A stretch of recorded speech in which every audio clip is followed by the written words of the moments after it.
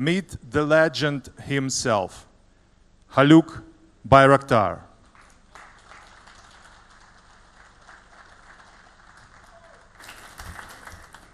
Dear Minister Fedorov and dear Brave One management team, ambassadors, and dear Ukrainian innovators, I am really proud to be here. And thank you very much for this introduction, but the real legends are here, who are the real Ukrainian heroes who are working behind the front lines, innovating and developing for their own country to save their own nation. And I have a deep admiration and respect for that. As a CEO of Baykar and as an investor in Ukraine, I am together here with my team. We have a strong team based in Ukraine. We are an entity that's continued to invest in Ukraine throughout the wartime and conducted its best before and after the beginning of the war. So we as Baykar, we have a similar story, such as the innovators and the startups here.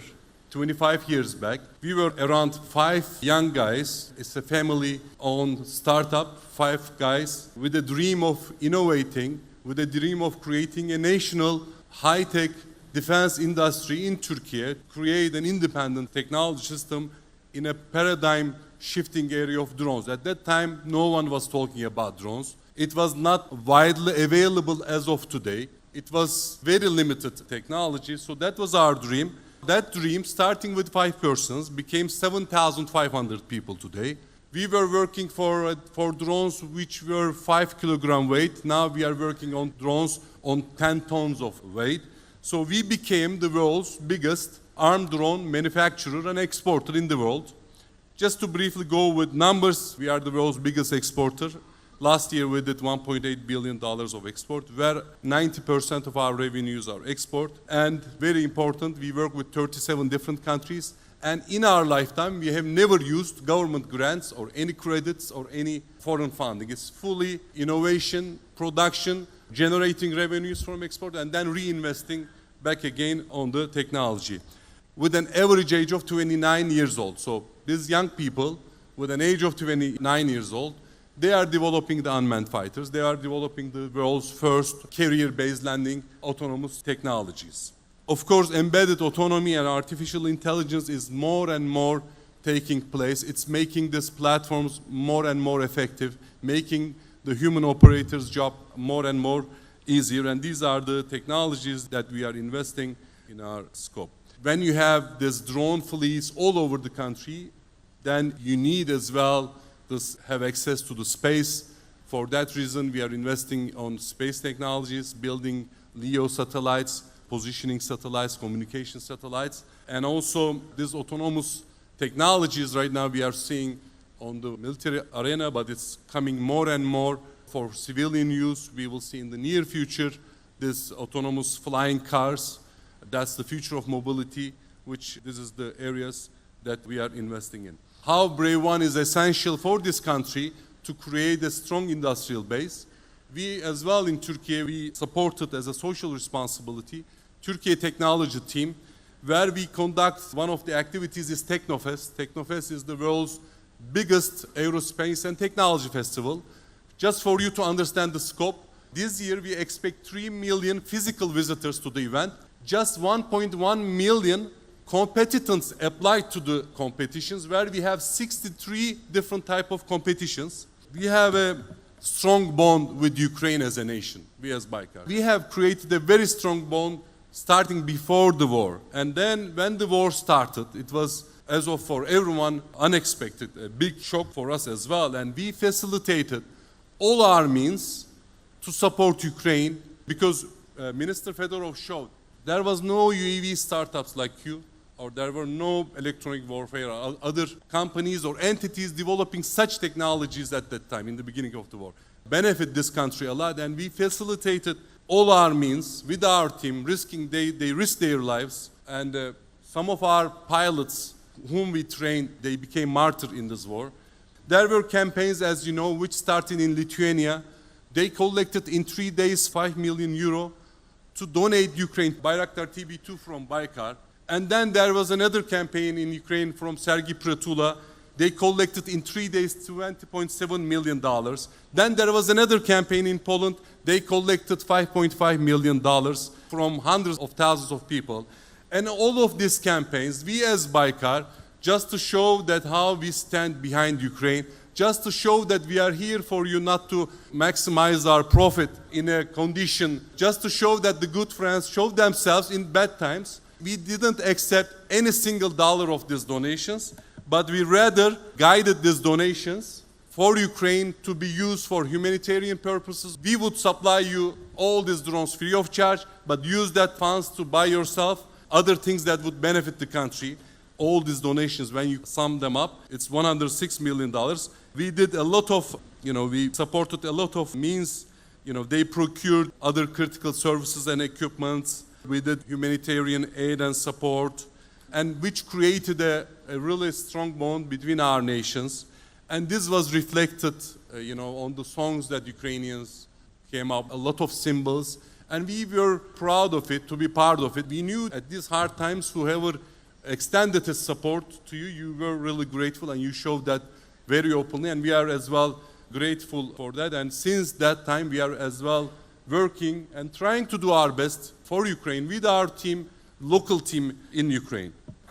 Thank you.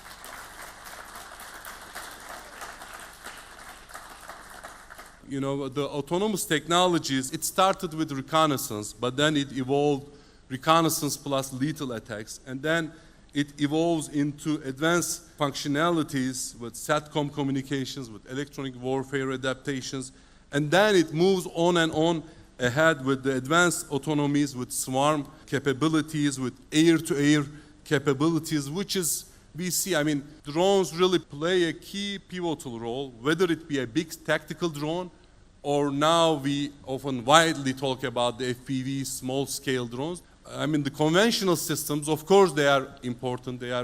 Of course, they are very high-end. It's big investments to come up. But when in the wars like the one we see in Ukraine, where it is about attrition, you need to really have a huge scale, huge mass manufacturing, which is widely available and which is a bit consumable. And then we see the results of emerging of FPV drones. All these technologies being adapted into the military use, but because technology is fragile, the things that work in our civilian daily lives, but they don't work in the military environments because of temperature or different environmental purposes.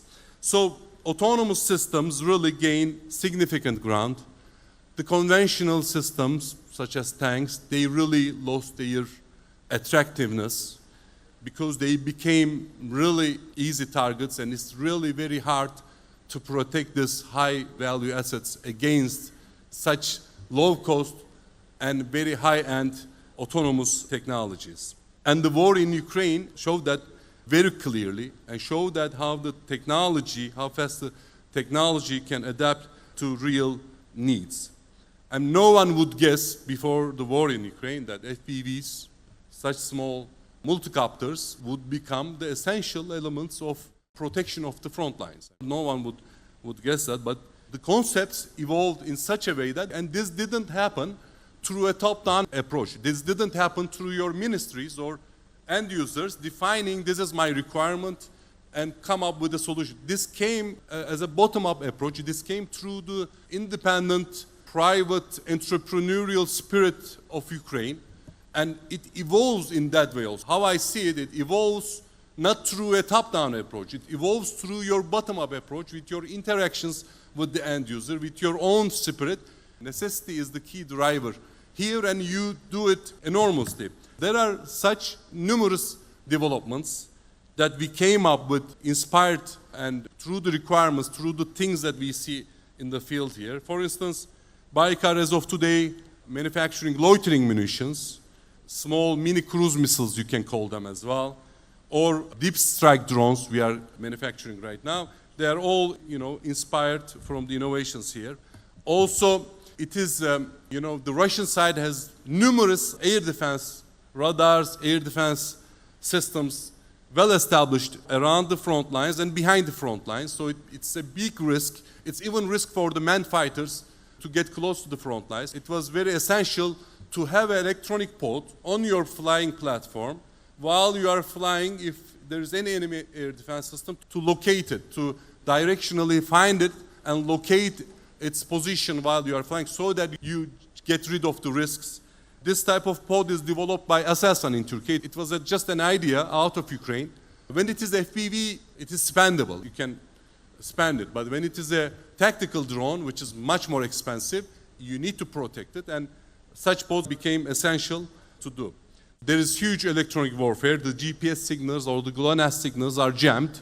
So what you need to do, you have a camera without any GPS signals. You should be able to localize the drone, position the drone without just looking to the ground in a precise manner. So all these technologies became available. They became essential to have because there's a huge electronic warfare as the fiber optic cable ones or the loitering munitions. They became really the essentials. And on the left, you have the artillery shell, 155 millimeter. The cost is around $2,500. And then on the right, you have an FPV drone, where the price is about maximum $1,000. The one on the left is ballistic. It has a trajectory. The one on the right has a smart camera, has an AI auto-detecting feature. You can create any route you like, and the distance is almost similar to the artillery shell, and it is widely available. It can be assembled anywhere. You don't need a howitzer to launch it. So this is the reason why FPVs became so essential, because it's widely available. There is a dilemma as well that I noticed from the field. Yes, there are great innovations that Ukraine companies like you here are doing, great innovations, but these innovations, they don't turn into mass production. Because, the technology is right now, there is no secret. Everything is available to everyone. Everyone is doing it. In the world, everyone is doing FPV drones. There is even the poorest African country can come up, the guys, engineers, then they can do these technologies. So what is the differentiating factor here? The differentiating factor is the mass scale manufacturing of it. Because you don't need very, very high, sophisticated, fragile technologies. You need a technology that is working properly, easy to use, but you need it in mass scale. And in order to do the mass scale, it's not only you, because it's not the startup can do it. You need well-established companies, but as well, you need to have a great supply chain structure. It's not only, it doesn't depend on you from that moment. It depends on the supply chain as well. So that's a very important problem to be solved. We see since 4 years, every day, Ukraine is attacked by the Shahid drones. Every day. It's not easy to stop it. Everyone is working to stop it, but it's not easy. It's very complicated. Maybe we will find a solution. Maybe there will be not a very perfect solution, but it's happening every day. You are the ones who are coming forefront with these innovations, but then you are not the ones who are mass scaling it. That problem, I think, is arising with the defense structure of the country. There are old Soviet-era style rules in the country. This should be fully eliminated. With such entrepreneurs like you, I see many companies coming to me, I'm talking with them, they are planning to move outside of Ukraine just to ramp up their production. Maybe some of it, maybe some security risk, but it's not the whole story. There is a story there. There needs to be in the country a big defense reform with such innovations, because if we want a strong base in Ukraine for defense industry, it will happen through innovators like you, and it will happen if your paths are open, if you don't have obstructions in front of you. No one is asking to do a favor. I am sure none of you is asking for a favor. You just need a natural path in front of you to come up and to create this mass manufacturing basis for your technologies. And I think that needs to be solved. I have listened today from Minister Fedorov, there are 28 regulations already in place, but I think it's very essential. As an example from Turkey, 20 years back, Turkey was doing 15% local production. Now we are doing about 80%. It was just 17 defense companies in Turkey 20 years back. Now it's more than 3,000 companies, from big size to medium size to small size. And the only reason this is created, there is a governmental structure that is supporting it. The startups, they don't need grants, they just need orders. They just need support from the end users for their technologies to be tested and then ordered. And then third, stimulating innovators and workforce space. This is very critical. In Turkey, for instance, we have created National Technology Initiative, creating a national technology base for local production, bringing the country to be independent of foreign dependency. It's already happening in Ukraine, and it needs to be, you can call it innovated in Ukraine, or tested in Ukraine, or developed in whatever, but there should be an umbrella strategy that brings you all together, unites you. Brave One is such a platform I see is very successful. United 24 as well. We need to motivate the young generations. They don't need to get their educations and then, okay, I would love to move to the West for a job. No, they should stay in their country to support their country, as you do right now. They shouldn't migrate. So in order to stop that, you have to motivate them with different activities, institutions. For instance, we as Baykar, we have a dream, and we will do it in Kyiv. Right now, because of the war conditions, we cannot do that, but we have a social responsibility project that we are working on called Science Kyiv. We do that in Turkey. In all cities of Turkey, we do it. In Baku, we do. In Balkans, we do. In some African countries. Where you motivate the kids, you get them prepared on the early age with coding, with mathematics, with design, with aerospace, with this robotics. It's like STEM-wise education to motivate, and it really works because these are the generations that will revive the countries, that will establish these ecosystems. If you look at Baykar, we were just 5 guys. You see how we were, people were just mocking us when they see this electronics. But in 25 years, became Turkey's biggest exporter in aerospace and defense in the last 5 years, world's biggest drone manufacturer. So I am sure, and I have no doubt, there will be such big scale companies arising from you guys here. I just want to, again, extend my gratitude and thanks to the platform, Brave One platform, and the organizers. It's such a great platform. And my gratitude to the Ukrainian innovators here. Thank you very much.